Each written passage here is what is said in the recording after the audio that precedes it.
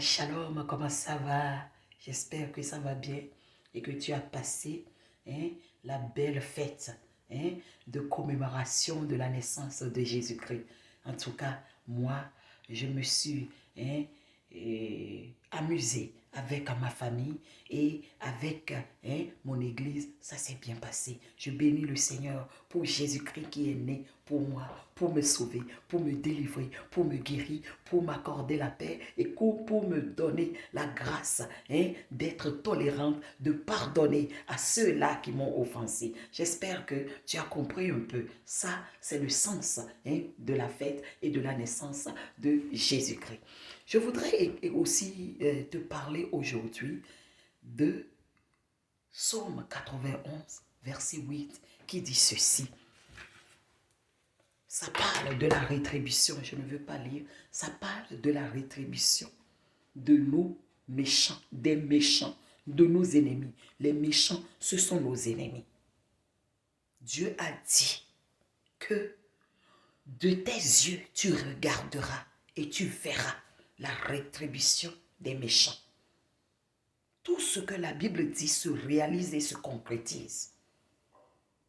Il faut simplement avoir la patience pour voir ce jour arriver. Parce que ça va arriver sûrement et certainement. Dieu n'est pas un homme pour mentir. Sois rassuré de cela. Tu verras. Et qui est ce Dieu-là? C'est celui-là qui honore Dieu, qui a un cœur pur, qui est intègre, qui ne cherche pas le mal de son prochain. C'est celui-là qui aime Dieu et qui est versé dans les Saintes Écritures. C'est celui-là qui verra la rétribution des méchants. Et qui sont ces méchants? Les gens qui cherchent à nuire à leur prochain. Les gens qui sont remplis de l'esprit de méchanceté. Ils veulent toujours faire le mal. Ces gens-là qui te volent.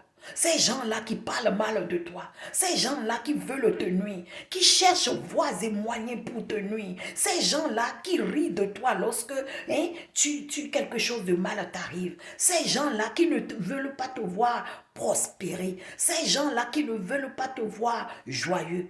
Il s'agit d'eux. Le Seigneur a dit que tu verras leur rétribution. Déclare cela, aie foi en cela. Et avant la fin de l'année, tu les verras tous, leur rétribution. Comme Emmanuel Keita, cette artiste, cette influenceuse ivoirienne, oui, l'a subi. Quelqu'un, avec qui elle avait partagé sa couche, a voulu la dénigrer, la démolir. Et de concert avec une télévision ivoirienne qu'on appelle Live TV, ils ont concordé et ils ont fait le plan. Ils ont mis en exécution un plan qui n'a pas réussi, qui s'est retourné contre eux. Et maintenant, Live TV, comme elle n'est pas emprisonné. L'autre a connu la prison. Mais comme lui, il est encore loose, il est encore en liberté, il cherche à se racheter en allant chez Emmanuel Keita pour lui proposer de lui donner 25 millions en contrepartie, oui, de sa réponse à son ex pour pouvoir, comment on dit, laver leur image. Et Emmanuel Keita a refusé. Vous voyez ce que le Seigneur fait. Lorsque Dieu est de ton côté, il va te faire rire. Il va laver ton image. Non seulement ça, il va confondre tes ennemis. Aie confiance en lui et il fera ainsi pour toi aussi. En tout cas, moi, je sais que Dieu me le fait tous les jours et il se prépare encore pour le faire. Et de l'autre côté, ne sois pas l'ennemi de quelqu'un. Sois en bon terme avec tout le monde. Aime tout le monde pour que le Seigneur se glorifie dans ta vie. Amen.